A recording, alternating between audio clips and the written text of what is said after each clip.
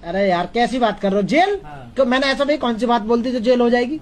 बताइए। भगवानों के खिलाफ बोल रहे हैं उल्टे सीधे शब्द। पहले तो भगवान के प्रूफ ही ना दे इसके अंदर। जब ये कोर्ट में प्रूफ करेंगे कि ये भगवान है, पहले तो इन्हें हम तो कहना भगवान है तो बुला कर भगवान है, वो स्टेटमेंट देगा।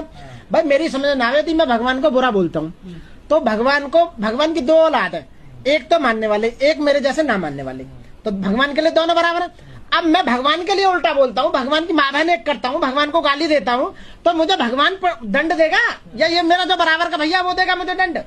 ये बड़ी अच्छी बात कही आप। मैं उसे देखना चाहता हूँ भगवान को कितनी ताकत है उसके अंदर।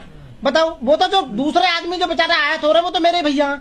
मेरे घर में एक भगवान को मानने वाला, एक नहीं मानने वाला, हम दोनों में आपस में लड़ाई हो रही है। तो भाई अरे भाई मैं इसलिए उनके अपमान करूं देवी देवताओं का, इसलिए बोलता हूँ गाली गलौच माँ बहन एक करता हूँ उनकी, कि वो कभी तो आएगा जमीन पे उतर के जो मेरे को दंडित करेगा, मारेगा मुझे। ना अपनी मर्जी से ले रहे हैं, अपनी खुशी से ले रहे हैं, सारे जो ले रहे हैं, कोई प्रॉब्लम नहीं।